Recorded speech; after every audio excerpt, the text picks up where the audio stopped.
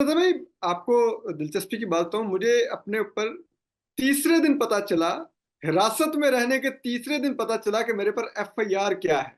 ठीक। क्योंकि पहले 2 दिन जब तफ्तीश होती थी तो मैंने कहता था लिस्ट ऑफ एलिगेशन क्या है, ये क्या पूछ रहे हो, क्योंकि वो इतने वेग क्वेश्चंस होते थे कि लाइक आप सोचे ना कि आपसे ये पूछा जा रहा हो कि ये जो आप करते हैं क्यों करते हैं। मैं कहता था क्या करता हूँ भाई। नहीं, ये जो आप करते हैं। मैं कहता था क्या करता हूँ मुझे बताओ। नहीं, ये जो बोलते हैं। मैंने कहा क्या बोलता हूँ, मुझे कुछ स्पेसिफिक चीज बताओ जिसका मुझसे आंसर चाहिए है, कोई लिस्ट ऑफ एलिगेशंस दो।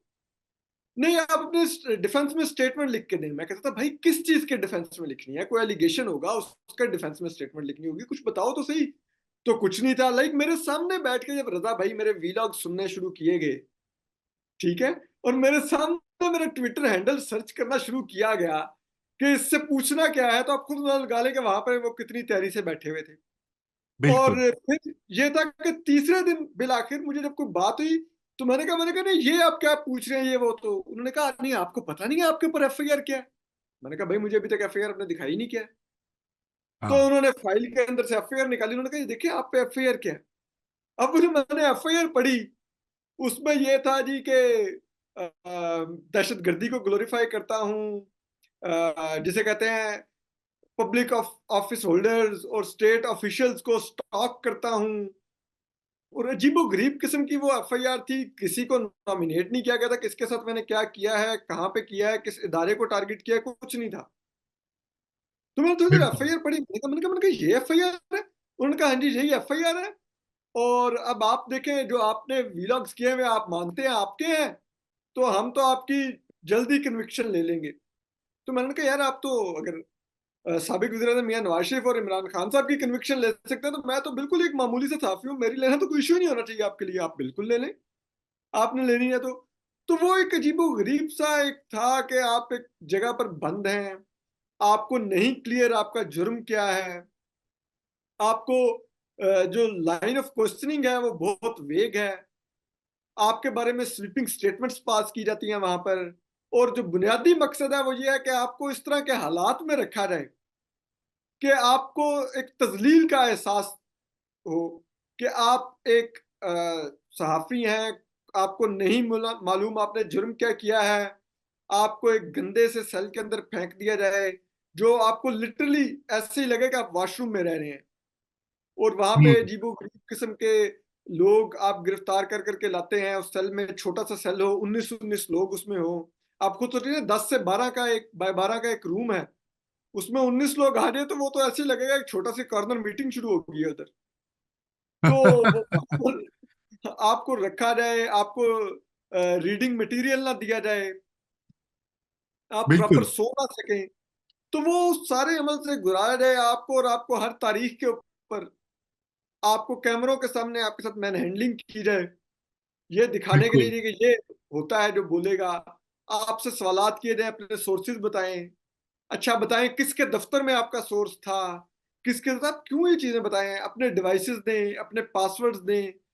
तो वो एक अजीब वो गरीब सा मुझे तो जो समझ नहीं आ रही थी। इवन कि मैं कई दफा आता था मैं हंसने लग जाता था उन पे, उनके कई सवालात पर।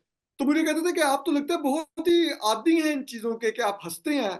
आपको मैंने कहता था कि यार ये चीजें आप जिस किस्म की पूछते हैं मुझे उस पर हंसी आती है, कि जो आपको जी। फीड कर रहा है, जो आपको कह रहा है कि इनसे चीजें पूछो, मुझे उन पर भी हंसी आ रही है कि वो क्या कह रहे हैं, क्योंकि बाहर से रता भाई चिट्टे आती नहीं।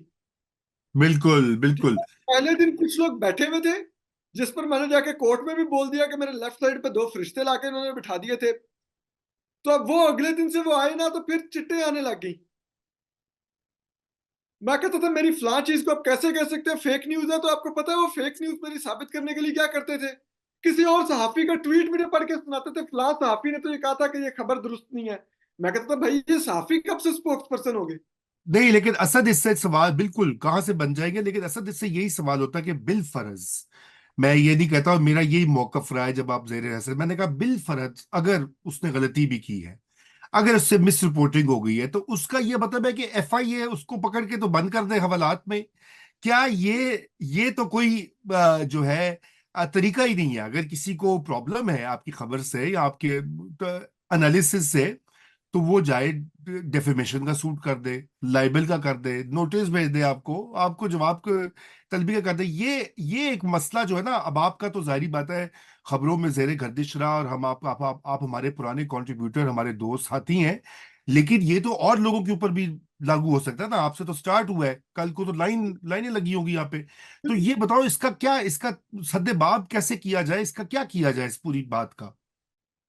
देखिए रजा भाई, ये जो अब बहुत ज्यादा डिबेट चल रही है कि जी ये इस पे लेजिस्लेशन की जाए, इस पे मजीद कानून साजी की जाए, मेरा इस पर एक एतराज है।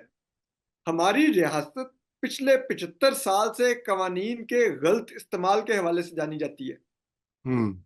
हमने पीका बनाया, आपने देखा इन्होंने पीका का क्या इस्तेमाल किया। हाँ। हम कोई भी इनको कानून दे दें, आप देखें ना नैब का क्या इस्तेमाल होता है यहाँ पे, पॉलिटिकल इंजीनियरिंग के लिए इस्तेमाल होता है कि नहीं होता। बिल्कुल 100%। आप साइबर लॉज का देख लें क्या इस्तेमाल होता है यहाँ पर। सौ तो बात फीसद यह है कि हम एक ऐसी रियासत को क्यों मजीद वेपनाइज करें जो जानी ही कवानीन के गलत इस्तेमाल के हवाले से जाती है। हम उसको एक और वेपन पकड़ा दें कि वो कल उसको मजीद आर्म ट्विस्टिंग करे। आप एक बात तो है ना रजा भाई, यहाँ पर फेक न्यूज की फैक्ट्री किसने लगाई?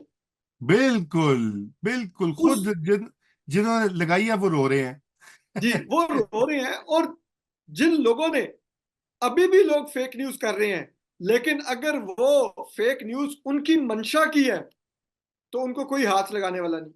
हम्म। जो हम्म। उनके नैरेटिव के अगेंस्ट बात जाती है वो उसको फेक न्यूज में ब्रैकेट करके उनको वो प्रोसिक्यूट करने के लिए भी तैयार बैठे हुए हैं। तो बिल्कुल। बदनीति तो अभी भी मौजूद है। तो हम ऐसी रियासत के ऊपर एतमाद कर लें, ऐसे इदारों के ऊपर एतमाद कर लें और उनको कहें कि नहीं जी आप कर लें कानून साजी। और ये जो टेम्पटेशन है इस रियासत की सोशल मीडिया को कुचलने की, ये पुरानी है। पहले फिफ्थ जनरेशन वार के नाम से यही किया जा रहा था, अब वो फेक न्यूज के नाम से किया जा रहा है। तो मेरा ये है कि जिस तरह आपको पता है रजा भाई, जो हमारी जुडिशरी है उनका अपना फोरम है, सुप्रीम जुडिशियल काउंसिल। वो कहते हैं हम जज किसी और को नहीं प्रोसिक्यूट करने देंगे। हाँ। बिल्कुल बिल्कुल। फौज वाले हमें सिविलियन अदालतों में नहीं ट्राई करने देते अपने किसी ऑफिशियल को, इवन के रिटायर्ड को नहीं करने देते, सर्विंग को तो छोड़े। तो इसी तरह से हमारा अपना कोई जर्नलिस्ट का भी कोई अपना मैकेनिज्म होना चाहिए, कोई अपना हमारा एक सीनियर और इम्पार्शियल लोगों का एक बॉडी बनाई जाए जिसको तमाम प्रेस क्लब की सपोर्ट और एंडोर्समेंट हो, जिसको तमाम मीडिया हाउसेस की एंडोर्समेंट हो कि अगर वो किसी के बारे में कोई फाइंडिंग देंगे उनके आगे कंप्लेंट जाएगी, तो वो जो फाइंडिंग देंगे, जो पेनल्टी फिक्स करेंगे, वो इम्प्लीमेंट करना तमाम मीडिया हाउसेस पर, तमाम जिसे कहते हैं प्रेस क्लब्स के ऊपर बाइंडिंग होगा। वहां ये पर आप ये बिल्कुल वहां पर ये एक तरीका निकल सकता है, और यकीनन इसके लिए मेरे ख्याल से और बहुत डिबेट उठानी चाहिए।